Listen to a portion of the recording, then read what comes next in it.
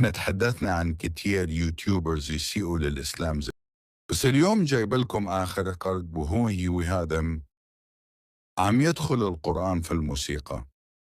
حسبي الله ونعم الوكيل بطلة، وكمان عنده 8000 مشترك. بالله عليكم ليش تشتركون عنده؟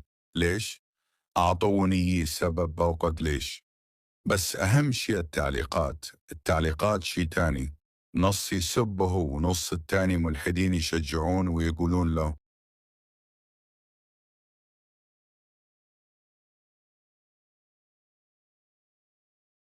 وش ذا. بالله عليكم وش ذا. نسيت أخبركم في ملحدين يتحدون الله في التعليقات كأنها لعبة. يا عم شوفوا ذا. بالله خبرني عقلك فين، بالله عليك خبرني عقلك فين. وشوفوا ذا كمان، شوفوا قولوا لي بس انتوا من وين تفكروا. وكمان رجع وقال أف. وشوفوا ذا كمان.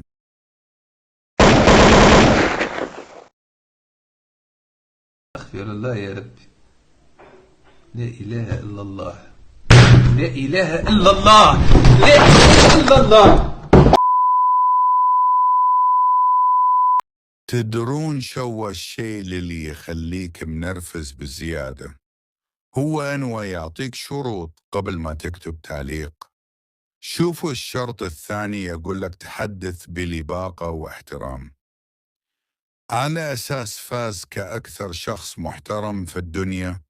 يا أخي خليه يأكل.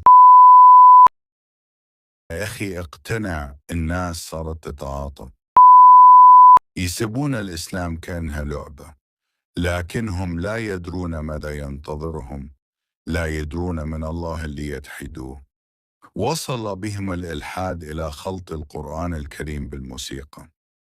وش بقول لك، لا تنسى الإبلاغ عن القناة لأنها بجد تقرف.